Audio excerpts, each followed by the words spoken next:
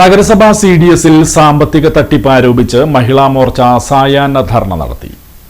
നഗരസഭാ Kudumbashree CDS number 1ൽ ഗുരുതര സാമ്പത്തിക ക്രമക്കേടുകൾ നടന്നതായി ഇന്റേണൽ ഓഡിറ്റിൽ കണ്ടെത്തിയെന്ന ആരോപണത്തിന്റെ പശ്ചാത്തലത്തിൽ മുൻ CDS ചെയർപേഴ്സണും ഇപ്പോഴത്തെ നഗരസഭാ കൌൺസിലറുമായ ശ്രീദേവി തിലകൻ കൌൺസിലർ സ്ഥാനം രാജിവെക്കണമെന്നാവശ്യപ്പെട്ടാണ് മഹിളാ മോർച്ചയുടെ നേതൃത്വത്തിൽ സായാഹ്ന ധർണ സംഘടിപ്പിച്ചത്.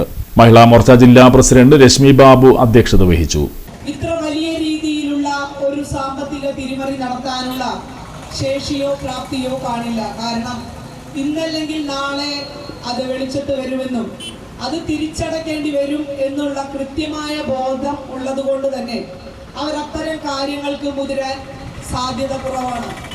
അപ്പോൾ ആരായിരിക്കും ഇതിന് പുറകിൽ എന്ന ഞങ്ങളുടെ അന്വേഷണത്തിൽ ആ അന്വേഷണം പ്രതിപക്ഷ നേതാവിന്റെ നേതൃത്വത്തിൽ നടക്കുമ്പോൾ അത് അവരുടെ തന്നെ പാർട്ടിക്കുള്ളിൽ ഉണ്ടായിട്ടുള്ള ഒരു പൊട്ടിത്തെറിയുടെ അടിസ്ഥാനത്തിലാണ് ഞങ്ങൾക്ക് ഇന്ന് ഇതിന്റെ വ്യക്തമായ മുഴുവൻ രേഖകളും കിട്ടിയിട്ടുള്ളത്.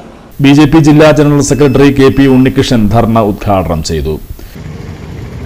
അതുപോലെ തന്നെ നമ്മുടെ പ്രിയങ്കരനായ 2020 പാർട്ടിയുടെ സംസ്ഥാന ഭാരവാഹി ശ്രീ ഡോക്ടർ വർഗീസ് ജോർജ് അവർ ഈ സമരവുമായി ബന്ധപ്പെട്ട്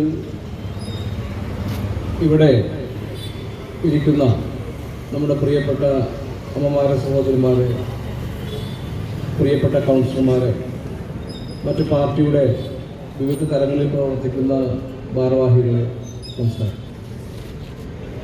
ഭാരതീയ ജനതാ മഹിളാ മോർച്ച BJP മണ്ഡലം പ്രസിഡന്റ് ER ജിതേഷ് ആമുഖ പ്രഭാഷണം നടത്തി.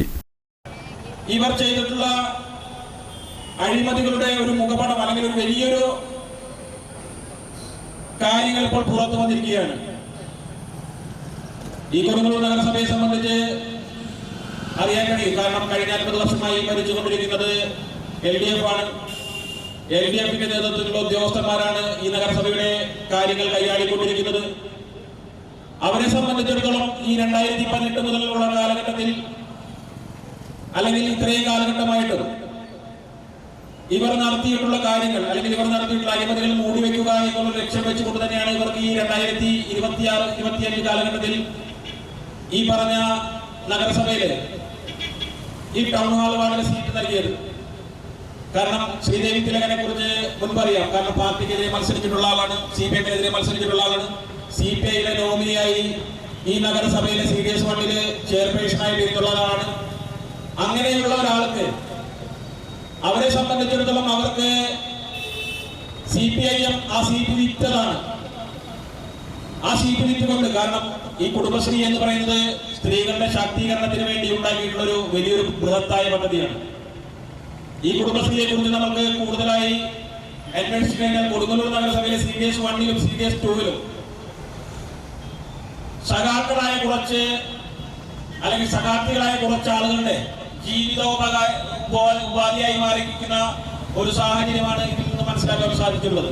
വനിതകൾക്കായി കുടുംബശ്രീ മുഖേന നടപ്പിലാക്കിയ വിവിധ വായ്പകളിൽ തട്ടിപ്പ് നടത്തിയതായാണ് ആരോപണങ്ങളിൽ സമഗ്രവും സുതാര്യവുമായ അന്വേഷണം നടത്തി ഉത്തരവാദികളായവർക്കെതിരെ നിയമ നടപടി സ്വീകരിക്കണമെന്ന് ധർണയിൽ സംസാരിച്ച നേതാക്കൾ ആവശ്യപ്പെട്ടു. മഹിളാ മോർച്ച മണ്ഡലം ജനറൽ സെക്രട്ടറി സുജീഷ് കൃഷ്ണൻ സ്വാഗതവും മണ്ഡലം ജനറൽ സെക്രട്ടറി പ്രവീത നന്ദിയും പറഞ്ഞു. Sajeevan Pallath, KR Vidyasagar, Vinitha Tinku, IS Manoj, TJ Jemy എന്നിവർ പങ്കെടുത്തു.